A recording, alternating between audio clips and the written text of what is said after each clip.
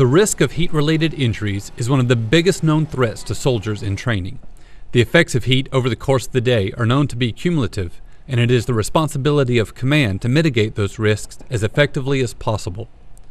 On the day of a team live-fire exercise, the 2nd Battalion 58th Infantry Regiment has set about to measure the effectiveness of the cool zone. The cooling area contains 3 heat-reducing measures: the cool zone itself, which is a trailer that is brought to each training site consisting of 2 fans which disperse water from a tank.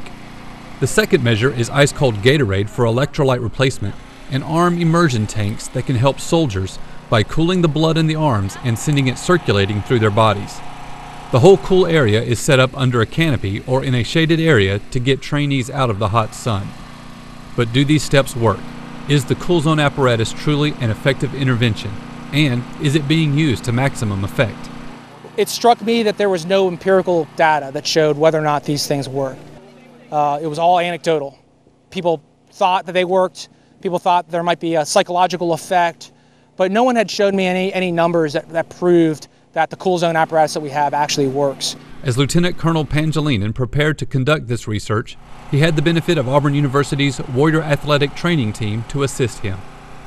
I realized that we have academics here as part of my team, as our WAT trainers who are trained to conduct research of this kind, to collect data and to gather some empirical evidence that the cool zone works, and if it does work, what's the optimal configuration for setup out here in the field.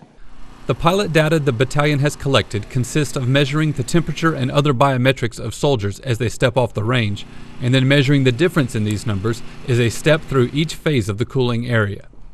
The initial measures collected by the 258 Battalion will help develop a warrior athletic training research study looking at the best way to mitigate the effects of the heat during training. I have my own beliefs about whether or not it works. Every drill sergeant out here has his own beliefs about whether or not it works. And what I want is data. I don't want opinions. I don't want anecdotes. I want some data on whether this thing actually works. Lieutenant Colonel Pangilinan says he hopes to have results within a few weeks and to publish them for the benefit of the entire Army. David Wright, Fort Benning TV.